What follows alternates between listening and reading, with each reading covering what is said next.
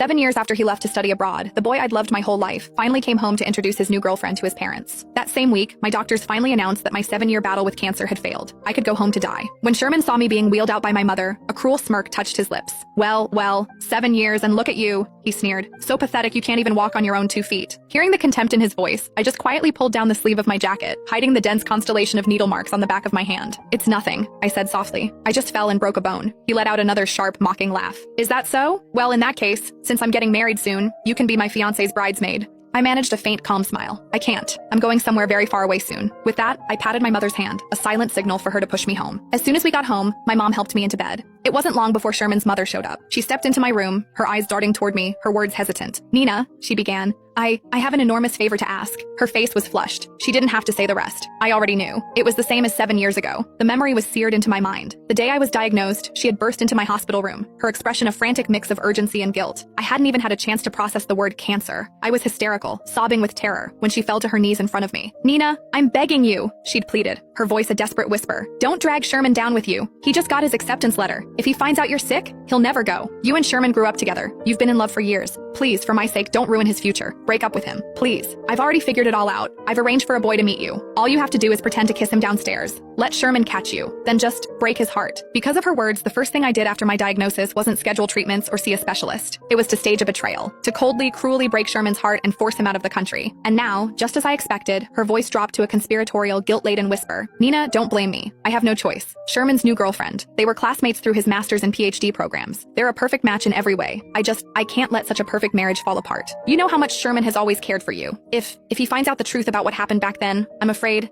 he'll... So, could you please just avoid him for a little while? I mean, you're dying, aren't you? It's not like you should be going out much anyway. The word dying hung in the air. My mother, who had been quietly organizing my medical supplies, slammed a package of adult diapers onto the bed in a flash of fury. Seeing the rage in her eyes, I quickly grabbed her arm, my touch a weak, placating gesture. Only then did I turn back to Sherman's mother, my voice steady. I can promise you I won't tell Sherman the truth about what happened 7 years ago, I said. But I can't promise I won't see him. I couldn't.